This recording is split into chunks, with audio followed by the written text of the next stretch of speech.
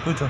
भट्ट जी, केंद्र सरकार और राज्य सरकार लगातार ये दिखाने की कोशिश कर रही है कि किसानों की हितैषी है, वो कई योजनाएं लेकर आई है। अभी सुशासन दिवस की अगर बात करें, उस दिन भी जो हमारे सीएम हैं वो कह रहे थे इतनी सारी योजनाएं हैं। और अभी अब आपने जो जिक्र किया हॉर्टिकल्चर और कृषि विभाग में बहुत बड़ा जो घोटाला है, किस तरह से देखते हैं, क्या क्या है इस पूरा मामला? देखिए, उत्तराखंड सरकार की इस कोविड काल में बड़ी बड़ी घोषणाएं हुई हैं कि हम किसानों को कृषि से जोड़ेंगे, और हम उत्तराखंड में जो रिवर्स प्लान करके लोग आए हैं उनको उत्तराखंड में रोकने के लिए कृषि योजनाओं से लाभ देंगे। उसी के तहत ये बहुत बड़ा मामला हमारे संज्ञान में आया है कि उत्तराखंड के अंदर जो कृषि की केंद्र की योजनाएं हैं, राज्य सरकार की योजनाएं हैं, वो धरातल पर जीरो रही हैं। और उसके पीछे मेन कारण ये रहा है कि उत्तराखंड में सरकार नाम की कोई चीज़ नहीं है, अधिकारी बेलगाम है। ये उसी का परिणाम है कि उत्तराखंड का एक मूल निवासी, एक डॉक्टर जो कि अपने रिसर्च के तहत कम से कम 15 से 16 हज़ार किसानों का तैयार करता है, उसमें 6,500 किसान वो लिस्टिंग करता है, फिर उनके लिए एक प्रपोज़ल बनाकर सरकार के पास जाता है कि इन किसानों को खेती के लिए इस तरीके से हमने तैयार किया है और इनको इस तरीके से लाभ दिया जाएगा। एक प्रपोज़ल तैयार करके वो सरकार के पास जाता है, मगर सरकार की एजेंसी जो आकंठ भ्रष्टाचार में डूबी है वो उनके प्रपोज़ल को नानुकुर करते हैं। दुख की बात यह है कि केंद्र सरकार से पैसा आवंटित हो चुका है, बावजूद इसके उस एनजीओ को वो लाभ नहीं मिल पा रहा है। वो एनजीओ हंस फाउंडेशन से भी मदद लेने को लिए तैयार खड़ा है, मगर धरातलीय जब सरकार उसको कोऑपरेट नहीं कर रही है तो वो उसका लाभ किसानों को नहीं दे पा रहा है। यही कारण है कि कोविड काल में किसान जंगली जानवरों से तो परेशान था ही था, उत्तराखंड के भ्रष्ट और निकम्मे अधिकारियों की गलत नीतियों के कारण वो सीधा केंद्र का लाभ किसानों को नहीं मिल पाया, जिस कारण उत्तराखंड का किसान आज अवसाद में है और आत्महत्याएं कर रहा है। दुख की बात यह है कि कृषि मंत्री जो अपने अधिकारियों को बाकायदा समझा रहे हैं कि इसका लाभ सीधा किसानों को दो, कृषि मंत्री की भी बात अधिकारी सुन नहीं रहे हैं। तो इससे पता चलता है कि इनके ऊपर लगाम कहीं और की है और उस लगाम के तहत जो अधिकारी हैं वो बेलगाम हो चुके हैं और योजनाएं कृषि की धरातल पर उतर नहीं पा रही हैं। यही कारण है कि उत्तराखंड से पलायन रुक नहीं रहा है। जो उत्तराखंड में आए भी थे वापस उनको वापस जाना पड़ रहा है। कोविड काल में जितना मजाक भारतीय जनता पार्टी ने किसानों का किया है ये उसकी हकीकत है, ये बान की। सरकार उन्नत बीज और मशीनरी किसानों को देने की बात करती है, लेकिन बावजूद इसके किसान फिर भी परेशान हैं। तो किस तरह से देखते हैं आप इसे? देखिए, इससे बड़ा क्या उदाहरण होगा कि एक एनजीओ जो उत्तराखंड के मूल निवासी द्वारा ड्राइव किया जा रहा है, उन्होंने किसानों को मशीनें अपने पैसे से दिलवा दी है कि एक, मैं उदाहरण के तौर पर कह रहा हूँ, एक मशीन अगर 10 लाख की है तो उसमें 8 लाख सपोज़ करो सरकार देगी और 2 लाख रुपए किसान को जमा करना पड़ेगा। तो उस एनजीओ द्वारा 2 लाख रुपए किसान के जमा कर दिए गए और किसान को वो खेती करने के लिए मशीन आवंटित करा दी। मगर दुख की बात यह है कि जो 8 लाख रुपए मिलने चाहिए अगर नहीं मिल रहे हैं तो उसके पीछे दोषी कौन है? सरकार ये कहती है कि उत्तराखंड में लोग काम करना नहीं चाहते, मगर जो लोग काम करना चाहते हैं उनको सरकार काम करने नहीं दे रही है। इससे बड़ा उदाहरण क्या होगा? ये वो तमाम कागज़ हैं जो मेरी 3 महीने के ढूंढने के बाद मुझे पता लगा पहाड़ों में कि किसान काम करना चाहता है मगर सरकार नहीं चाहती, सरकार के अधिकारी नहीं चाहते कि उत्तराखंड का किसान संपन्न हो। ये वो कारण है कि आज उत्तराखंड के अंदर किसान खेती करने से दूर जा रहा है।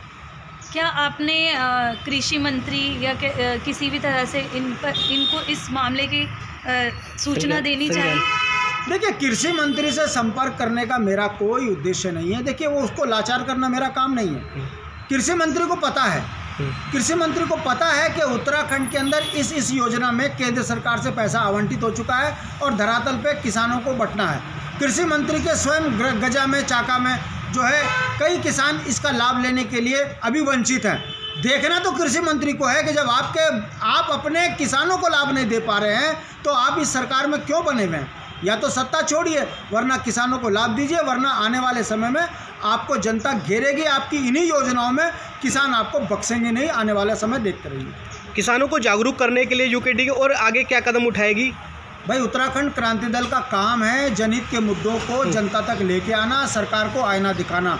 हमारा सरकार के खिलाफ बोलने का कोई उद्देश्य नहीं है। हमारा उद्देश्य है कि सरकार इसका संज्ञान ले कि विपक्ष के नेताओं के संज्ञान में ये मामला आ चुका है, आपके अधिकारी बेलगाम हो चुके हैं। अब आपका काम है, जिन्होंने उत्तराखंड के किसानों का हक छीनने में हिला हवाली की है उन पर कार्रवाई कीजिए।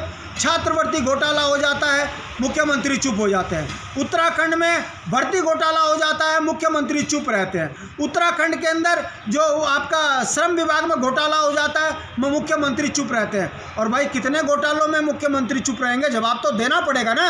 लोकायुक्त कानून आप लागू नहीं करते, उत्तराखंड की गरीब किसानों के हक पर डाका अधिकारी डाल रहे हैं, आप बोलते नहीं हैं, तो ये सत्ता आपको उत्तराखंड को बर्बाद करने के लिए दी है क्या?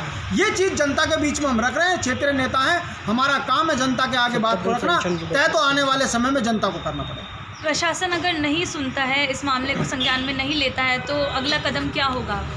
देखिए, उत्तराखंड क्रांति दल का अगला कदम सिंपल सी बात है, तमाम उन चीज़ों को लेकर सरकार के संज्ञान में लाने के लिए धरना, प्रदर्शन, जागरूकता रैली हम करते रहते हैं, करते रहेंगे। दुख की बात यह है कि प्रचंड बहुमत में प्रचंड दमन जिस तरीके से सरकार उत्तराखंड की कर रही है, तो जनता इस बात को समझ चुकी है कि जुमलेबाज केवल जुमले फेंक सकते हैं, इन्हें सत्ता चलाने का कोई अनुभव नहीं है। ये उसी का कारण है कि आप देख लीजिए, पंचायती राज में 10 दिन से बच्चियां उत्तराखंड की आमरण अनशन कर रही है और सरकार उनको सुन नहीं रही है।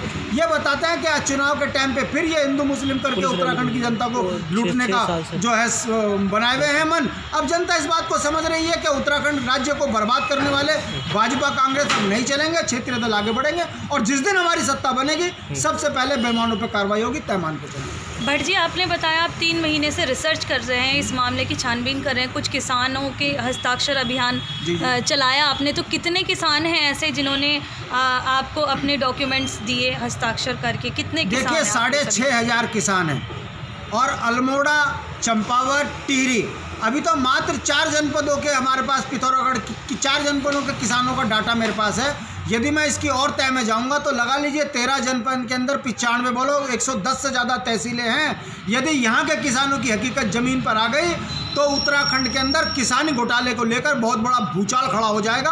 और तय मान के चलिए, घोटाले कितने ही कर लीजिए, कागजों में फंसे हुए व्यक्ति बचते नहीं हैं। देर जरूर होगी, जिस दिन हम आएंगे, जिन्होंने उत्तराखंड के किसानों के हक पर डाका डाला है उन्हें छोड़ेंगे नहीं।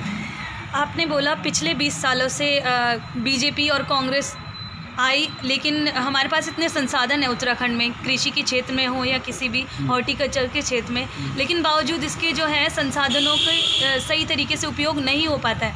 अगर आपकी पार्टी आती है सत्ता में तो किस तरीके से जो है रणनीतियाँ रहेंगी आपकी? देखिए, उत्तराखंड विश्व के अंदर सबसे ज़्यादा संपन्न स्टेट है। आप देख लीजिए, लोग चांद में पानी ढूंढ रहे हैं, तो आप समझ सकते हो हम देश को पानी पिलाते हैं। उत्तराखंड के अंदर 34% वन होना चाहिए, आज उत्तराखंड में 70 से 75% वन है। वन हमारे पास है, जड़ी बूटी हमारे पास है, पानी हमारे पास है, पर्यावरण हमारे पास है। इसके बावजूद भी यदि उत्तराखंड का जनमानस आर्थिक रूप से पिछड़ा हुआ है तो इसके पीछे नियोजन सही ना होना है। और जिस दिन सही नियोजन होगा, उत्तराखंड का हर आदमी करोड़पति संपन्न होगा। दुख की बात है कि सोने की चिड़िया पे डाका बेईमानों ने डाला हुआ है। यही कारण है कि उत्तराखंड आज पिछड़ा हुआ है। जिस दिन हमारी सरकार आएगी, उत्तराखंड का चौमुखी विकास होता हुआ आप देखेंगे, तय मान के चलिए। धरती पुत्र हैं, क्षेत्रीय दल हैं, हम ही उत्तराखंड का दर्द समझ सकते हैं।